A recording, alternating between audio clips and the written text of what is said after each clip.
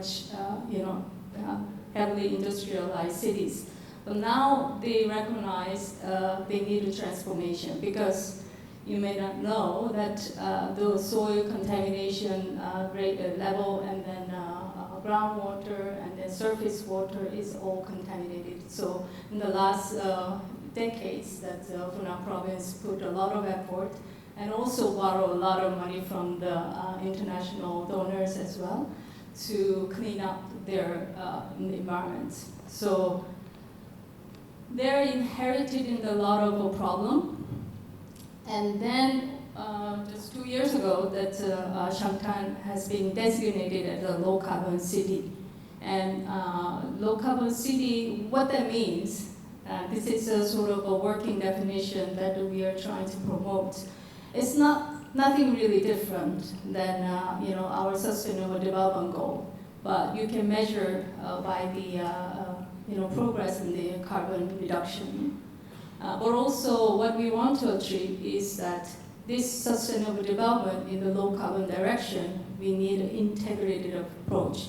And so more coherent sector development, not the sector by itself, but also we want to take a preventive approach that Shangtan also, and the Funan province in general, having more and more facing the climate-induced events like flood every year almost. And last week also there's some big news that there was a flood event in the South province, Funan province. So this is a sort of approach that we want to take, not only carbon emission mitigation measures, but also we want to avoid any economic loss from the climate-induced events. So, having a resilience infrastructure, that's what the part of the approach that we are taking. But the most important thing is this transformation cannot be achieved by any sector alone. We actually activate all actors, including citizens. So Shangtan Low Carbon City Loan Project was actually proposed as a financial intermediary from the government. There's a 70-something sub-project list that I received when I met the government for the first time. But this is a sort of the difficult way to really orchestrate the government commitments to the low carbon. So that's why we had a lot of discussion, and we reviewed the sub-project list, and then we come up with the different modalities and approaches. So key action that rationalized our new approach was we need to engage all actors. And then, the China is a growing economy, and then also the citizens' awareness is improving because of a lot of environmental pollution issue in the past. So that really triggers people really care for their new development agenda and their lifestyle. How we can activate all actors? I think the important is we have to make their low carbon action easy, which means we need to provide a better infrastructure. We need to provide a better low carbon way of living their lives, and then change their behaviors and perspective. So what is the incentive? It's not one type of incentive we need, because we motivate in a different way that we change our actions. So business sector, the direct incentive is cost. It's money sense, money talks. That is the really importance. But also, government, you need to put your act together in order to give a right signals. You cannot just make policy to do other people to do, but you have to also demonstrate how government can actually put actions and make changes. So there's a lot of different ways of incentivize people's behavior change, and then also looking at the advancement of IT system that we saw, smart city system. They provide a lot of good information and knowledge to the people to make their change differently. So this is the key, the features of the changes of low carbon, and all actors make it action easy, incentivize in providing better information and knowledge. So this is how changes from the financial intermediary modality to the sector development program design. This is an ADB term that you combine in two different loan modality. One is a project-based loan, and then also another one is a policy-based loan together in one project. So in the project-based loan, we focus on the low carbon and then climate resilience infrastructure, and together with the better informed decision-making platforms provided by the ICT system.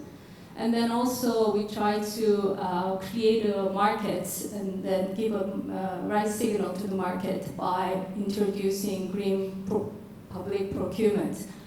Green public procurement is quite new to China, but luckily that the central government is really pushing to develop the new policy agenda to change the government action differently.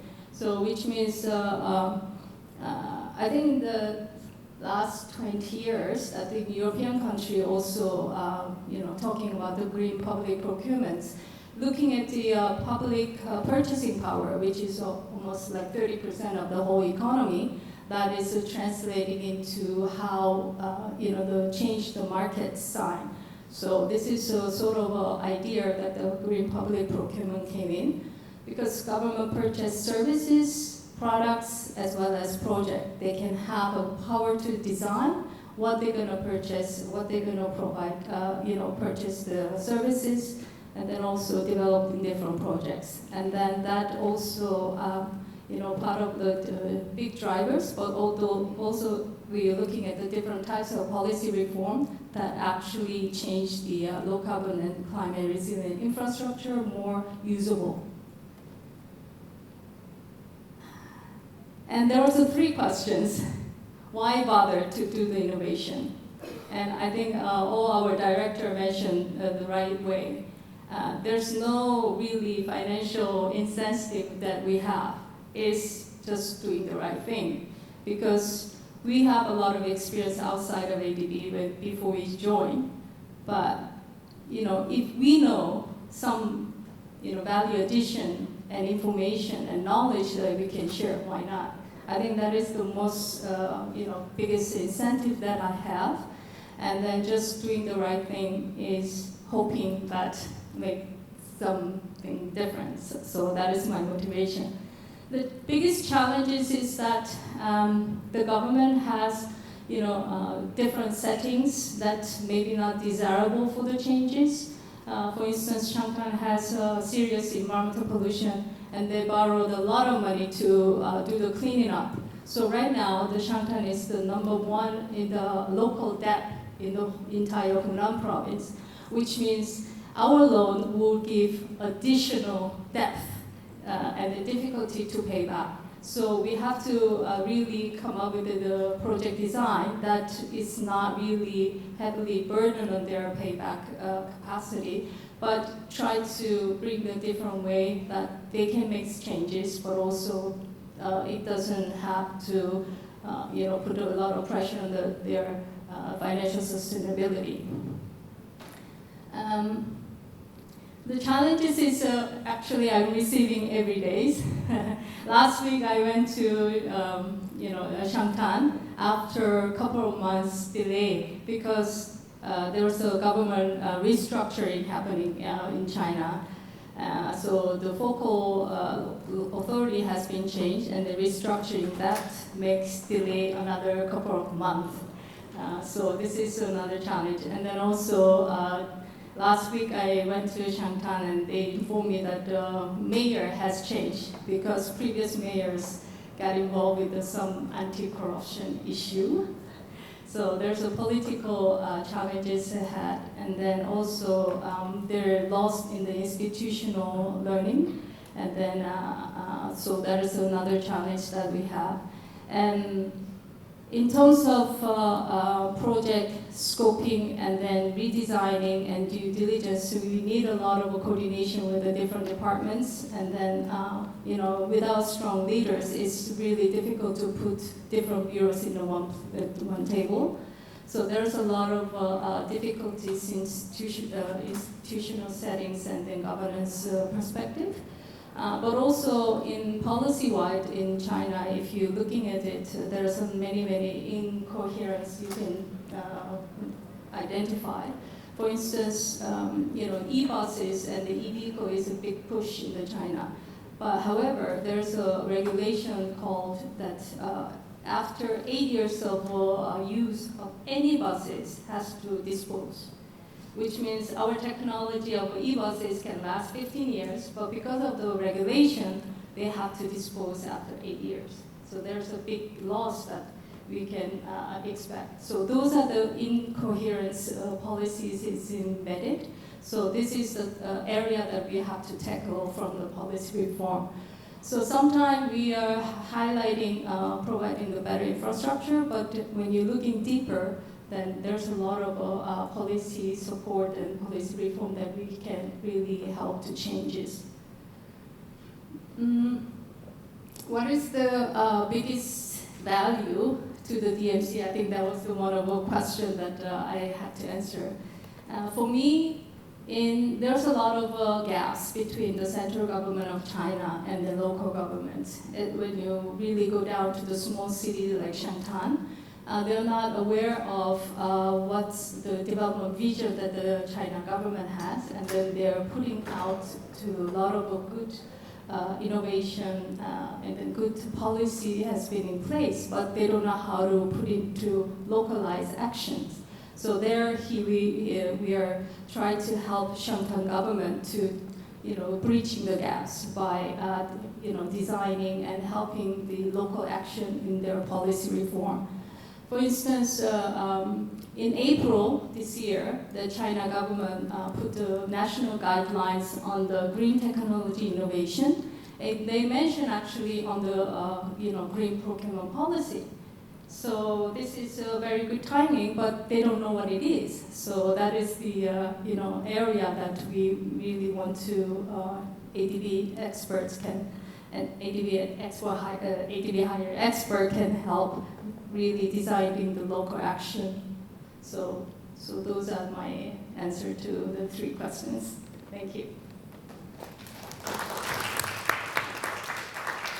Thank you very much, Nalan. And in this case, we heard from one of the smaller countries in the region and one of the larger countries of the region, and a real practical example. Thank you very much both for these to show the type of work we can do and how we can do it. So we're coming to the close of our session, and two more things. We just like Dr. Levins to just any last comments, and then we'll then be closed by Yang Ping. Just if I may, before housekeeping, this evening we have a reception from 6 to 8 p.m. In the cafeteria. But equally, one of the initiatives we're doing at ADB this year is we're having a women's only reception starting at 5:30 to 6:30 at the EDR. And the point of this is a chance for women to network amongst themselves, but then equally when it ends to join the main reception as well. So you are all warmly welcome. The women to the women's reception and everybody to the general reception this evening. So I just wanted to highlight that. Dr. Levins, I'll just turn it over to you for any closing remarks, and then to you. Well, as always, I'm very impressed by the dedication and skill of this institution and each of you. And I think the questions raised in the panel were exactly the right ones. It's very difficult to do projects when the ground is shifting so rapidly under your feet. And it's hard to imagine the scale at which these developments are happening, but I can perhaps illustrate this for China. In 2013, China installed more solar capacity than the United States had installed in the previous 59 years since developing the technology commercially. By 2016, China had doubled the pace to 3 football fields per hour. In 2018, China added more photovoltaic capacity in the month of June than the United States added all year, and in fact outpaced the US by a factor of 4 for the entire year. That sort of thing drives incredible cost reduction. So solar power becomes as cheap as Chinese sneakers, basically. And this means that the cost of the renewable technologies is falling, depending on which one you look at, 10 or 20 or 30 or more % per year. So how do you do a project analysis? I think you have to skate to where the puck is going to be, not where it was last year. And if you take a perspective of what can scale quickly to serve our ultimate customers and what can best manage rapidly evolving risk, we'll get to the right answers. But just make sure you look at the demand side at least as much as the supply side and compete them against each other. Thank you. Thank you very much, Dr. Levins, and thank you for making a hockey analogy. If anyone needs a translation on that, he quoted Wayne Gretzky, the most famous hockey player of all time, of course, from Canada. Young Feng, to close the. Thank you, David, and I'll start by thanking again Dr. Levins for spending whole morning with us, sharing your wisdom and advice insight on the energy sector. For us, so important that we are spending our day and time very deep in project. It's very rare to have a chance to have a learning opportunity with somebody like you, and it's great for us, and I appreciate and thank you very much for that. And before I actually close, I want to share one of my own experience. I've been working in development bank for almost 30 years, 20 years here, 10 years in Africa, African Development Bank. So I come to very close to my career for this part of life. In my early part of my career with AFDB and ADB here, I realized, I was young in joining AFDB, and the work they assigned me actually is to write project completion report. As here also, new staff come here to start write project completion report. So I wrote many project completion report, and I realized, I was amazed that we do not fail at that time. And every project was kind of successful. We find a way to say it's successful. But what I've learned today is a great discovery for me that now we realize that we can acknowledge we fail. And that's new. I think that's important that I start seeing institutions are changing. From the time we do only fossil fuel project transmission lines, it's always successful. But when you do smaller projects with innovations, we can fail. But most important here, I heard directors saying that we allow failures. We encourage staff to continue innovations. And that's very, very encouraging for me. And I've learned, I'm very happy that toward the end of my career in MDBs, and MDBs can fail. And that's a progress. I think that's a progress. So after sharing that personal experience, and I want really to close this by thanking staff joining this program. To be honest, my concern, David knows, my concern is that we have invited Dr. Levins and very few people. But I'm happy that most of people who work in energy sector, even beyond energy sector, have come and attended. Directors were here. I'm very happy that great turnout. And this is also important for me as an indicator of success of the whole program for the week. This is a good start. Thank you very much.